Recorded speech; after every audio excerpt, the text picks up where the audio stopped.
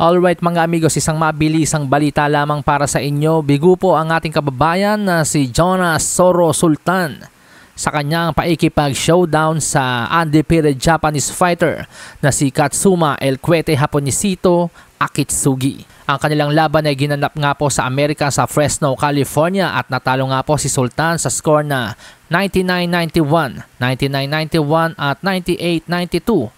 Unanimous decision po yun mga amigos. Sa katunayan po mga amigos, mapalad pa nga po itong si Sultan dahil hindi rin ganong kalakas sumuntok itong si Akitsugi. Dahil nasa 25% lamang ang kanyang knockout ratio, pero napakaganda niyang magpatama ng suntok.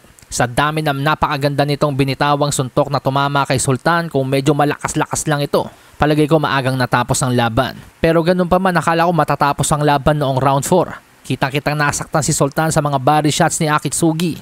Napapangiwi sa sakit. Buti na lamang nasa by the bell noong round 4. Noong round 5, ganun din mga amigos. Akala ko tutupi na si Sultan ng pagtatamaan sa kanyang katawan at mga solidong kombinasyon mula kay Akitsugi. Pero buti na lamang sanay sa digmaan ng ating kababayan. Sa tuwing pabulusok na itong si Akitsugi, nakakaremate po ang ating pambato. Nakakalug din ang mga suntok ni Sultan si Akitsugi, sa katunayan naduguan din sa ilong, pati na rin sa kilay. Parang sa later rounds na nag-init itong si Sultan. Pero yun nga lang, huli na sapagkat nakapagpondo na ng maraming rounds si Akitsugi. At sa haba rin ng stamina nito mga amigos, hanggang dulo ay pumupuntos.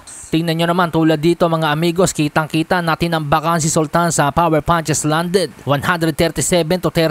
Kaya naman sa pagtunog ng final bell at basahin ang scorecard ng mga hurado, hindi na po katakatakang igawad ang panalo kay Katsuma Akitsugi.